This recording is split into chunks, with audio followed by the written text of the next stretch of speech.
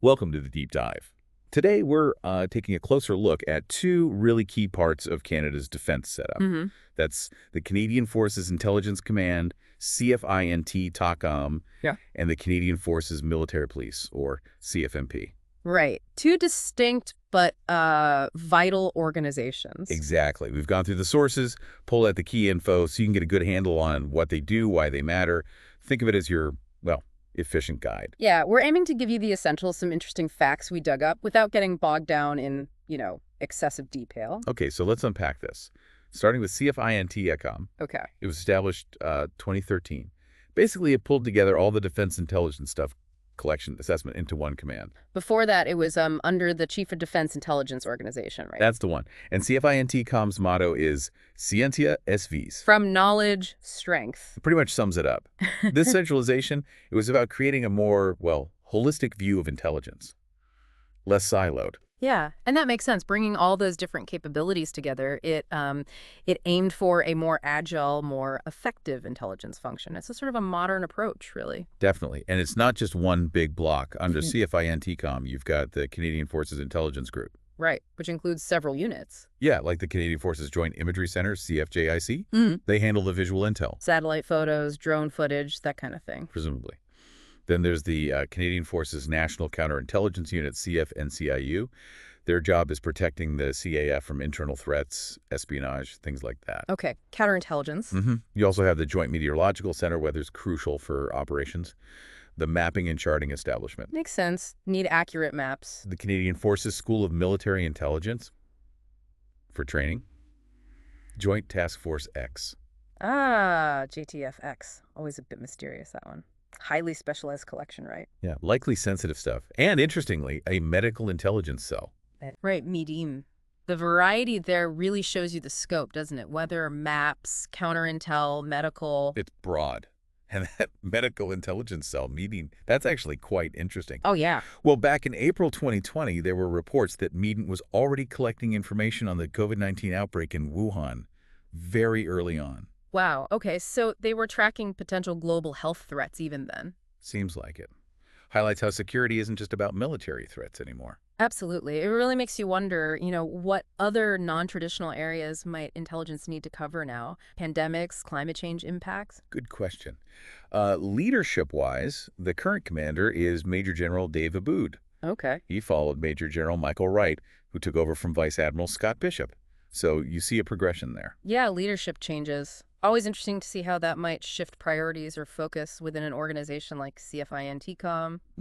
Maybe more emphasis on cyber one year, human intelligence another. Could be. Okay, let's pivot now to the Canadian Forces Military Police, the CFMP. All right, the MPs. They've got a much longer history. Their roots go back to 1917, the Canadian Military Police Corps. Wow, over a century. Yeah. And their motto is disciplinary per exemplum. To discipline by example, fitting for police. Very. Their job is, well, extensive, providing police, security, operational support to the CAF and DND worldwide. And that includes everyone on DND property, right? Mhm. Regular force, reserve, civilians, even families. That's right. On bases, establishments, here and abroad. So they operate in a complex space dealing with military law, the Code of Service Discipline. Which is the specific set of rules for the forces. Exactly. But also interfacing with civilian law. Okay, so how does that work legally? Their Yeah. powers? Well, under the criminal code, CFMP members are classified as peace officers. Like civilian police officers. Right. So that gives them similar powers to enforce acts of parliament across Canada. They can definitely arrest anyone subject to the Code of Service Discipline, no matter the rank. Okay. But what about civilians? That's where it's more limited. They can arrest or charge civilians, generally, only if it involves D&D property or assets. Ah, I see. So like if someone vandalizes something on a base. Exactly. Or if they're asked to assist by, say, the RCMP commissioner. They also enforce provincial traffic laws on bases under specific regulations. Got it. So clear boundaries, but significant authority within their jurisdiction. And their structure has evolved quite a bit. Started in 1917. Then during WWII, you had the Canadian Provost Corps and the Air Force Police. Right, separate branches. Then they tried integrating police and security in the 60s, then separated them again. Security branch, intelligence branch, before eventually getting to the modern MP structure. A bit back and forth there. Yeah. And key changes came later, like creating the Canadian Forces National Investigation Service, CFNIS. For serious crimes, right. Major investigations. Exactly. And also the Canadian Forces National Counterintelligence Unit, CFNCIU. You'll notice the name overlap with the CFINT-COM unit, suggesting some connection or parallel function there. Interesting. CFNCIU seems to pop up in both contexts, handling counterintelligence. Maybe one focuses internally, the other externally, or they collaborate closely. That's a good point. Likely close collaboration. This evolution shows them adapting, creating specialized units for specific needs. Makes sense. Growing sophistication, probably? So if you were thinking about becoming an MP, the training is pretty rigorous. I bet. Starts with basic military training, BMQ, then soldier qualification, then the specific basic military police training course Where's that? at the Canadian Forces Military Police Academy, CFMPA at CFB Borden. Okay. And it doesn't stop there.